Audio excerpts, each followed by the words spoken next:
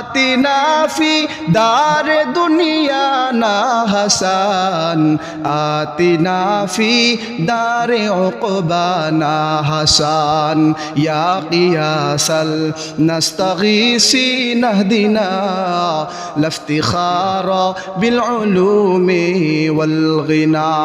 अल्लाह ताला बोलेन कुल या इबादियल्लज़ीना असरफू अला अनफुसिहिम ला तक़नतू मिर रहमतिल्लाह।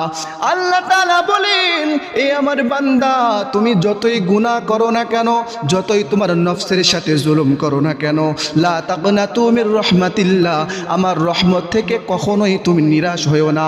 যদি নিরাশ না হও, ইন্নাল্লাহা ইয়াগফিরুয যুনুবা জামিআ, আল্লাহ তাআলা বলেন যদি আমার রহমত থেকে নিরাশ না হও, আমি আল্লাহ তাআলা তোমার জীবনের সব গুনাহগুলো মাফ করে দিব। কারণ আমি আল্লাহ তাআলা ইন্নাহু হুয়াল গফুরুর রহিম। কারণ আমি আল্লাহ অনেক দয়াশীল, অনেক মায়াশীল। আমি আল্লাহর মতো এত দয়া পৃথিবীর কারো নাই। বান্দা আল্লাহর কাছে মাপ চাইতে দেরি হয়, আমার আল্লাহ ওই ব্যক্তির গুনাহ মাফ করতে দেরি করেন না। এই জন্য আমাদের গুনার জন্য আল্লাহর কাছে তওবা করতে হবে। আমরা দুনিয়ার সব নেতার কাছে আমরা ভয়ে ভীত হয়ে পড়ি। কোনো নেতার সামনে যখন দাঁড়াই মনে হয় আমাদের থেকে অসহায় দুনিয়ায় আর কেউ নেই, কিন্তু ওই নেতার নেতৃত্ব যিনি দান করেছেন, চিল্লায়া বলেন তিনি কে?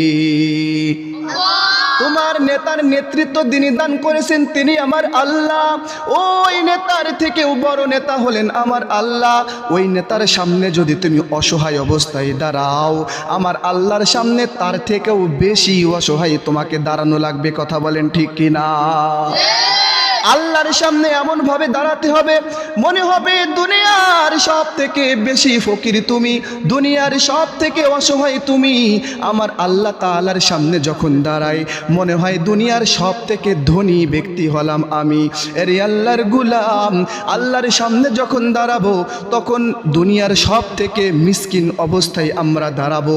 তাহলে আল্লাহ তাআলা আমাদের জীবনের সব গুনাহগুলা মাফ করে দিবেন। আল্লাহ তাআলা বলেন আল্লাযীনা হুম ফি সলাতিহিম খাশিউন। আল্লাহ তাআলা বলেন আমার সামনে নামাজ আদায় করো, এমন ভাবে আদায় করো তুমি সব থেকে নম্রতার সহিত নামাজ আদায় করো। যদি নম্রতার সহিত নামাজ আদায় করো, আমি আল্লাহ তাআলা তোমার নামাজটাকে কবুল করে নিব এবং আমার প্রিয় বান্দা হিসেবে তোমাকে কবুল করে নিব। আল্লাহর সামনে নম্রতার সহিত দাঁড়াতে হবে। নামাজের ভিতরে মাথাটা থাকবে নিচের দিকে। আল্লাহর সাথে একটা ভালোবাসার সম্পর্ক থাকা লাগবে, আল্লাহর সাথে একটা প্রেম বন্ধনে আবদ্ধ হওয়া লাগবে। আল্লাহর প্রেম যদি বুকের ভিতরে থাকে, আল্লাহ তাআলা ওই ব্যক্তিকে কখনোই নিরাশ করেন না।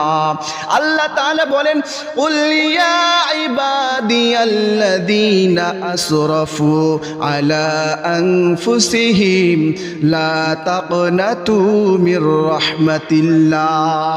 আল্লাহ তাআলা বলেন রে আল্লাহর গোলাম, আল্লাহ তাআলা বলেন এ আমার বান্দা, তুমি যতই গুনাহ করো না কেন, যতই তোমার নফসের সাথে জুলুম করো না কেন, লা তাকনাতু মির রাহমাতিল্লাহ, আমার রহমত থেকে কখনোই তুমি নিরাশ হয়ো না। যদি নিরাশ না হও, ইন্নাল্লাহা ইয়াগফিরুয যুনুবা জামিআ, আল্লাহ তাআলা বলেন যদি আমার রহমত থেকে নিরাশ না হও, আমি আল্লাহ তাআলা তোমার জীবনের সব গুনাহগুলো মাফ করে দিব। কারণ আমি আল্লাহ তাআলা ইন্নাহু হুয়াল গফুরুর রহিম।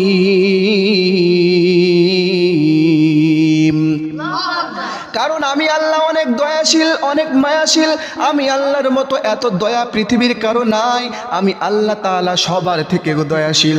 আমি আল্লাহ তাআলা রিজিকের মালিক। রিজিকের মালিক দুনিয়ার কেউ নাই, রিজিকের মালিক একজন। চিল্লায়া বলেন তিনি কে? এই জন্য আল্লাহ তাআলার ভয় দিলের ভিতরে থাকতে হবে। আল্লাহ তাআলার ভয় নিয়ে যদি কোনো বান্দা দুনিয়ার ভিতরে চলাফেরা করে, আল্লাহ তাআলা বলেন যদি কোনো বান্দা আমার ভয় নিয়ে দুনিয়ার ভিতরে চলে, আল্লাহ আল্লাহ তাআলা বলেন তার কবরটাকে আমি আর রওজাতু মির রিয়াজুল জান্নাহ বানাইয়া দিব। আর যদি কোনো ব্যক্তি আমার ভয় না পাইয়া দুনিয়ার কোনো মানুষের ভয় পায়, আমি তার কবরটাকে হুফরাতু মিন হুফারিন নার বানাইয়া দিব।